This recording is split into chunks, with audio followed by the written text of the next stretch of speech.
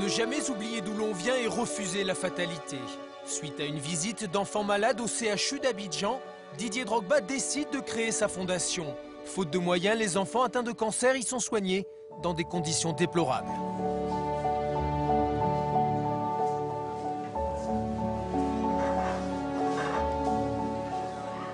C'est de la révolte parce que on est quand même à l'aube de 2010 et j'ai l'impression qu'il n'y a qu'une partie du monde qui a avancé vers ce futur et puis l'autre a été un peu abandonné. Donc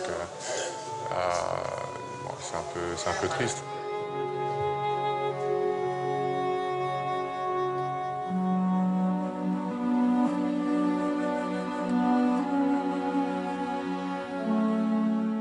Les conditions sont plus que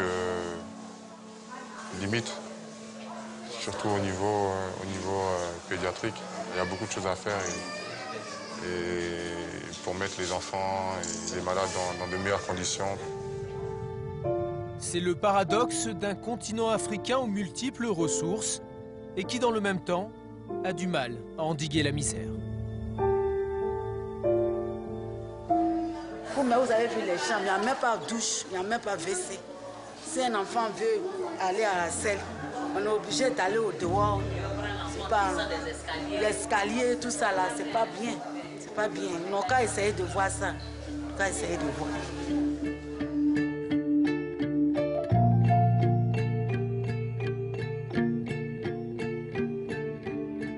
Premier gros chantier pour la fondation, la construction d'un hôpital, ici à Abidjan.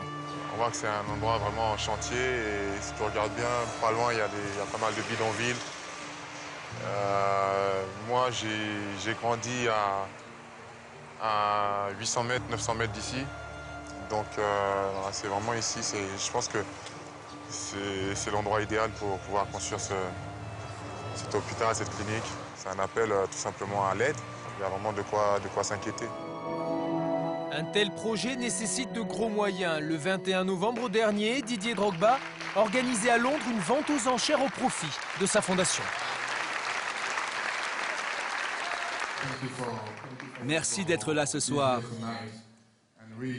C'est vraiment un jour très spécial pour moi. Merci d'être venu du monde entier.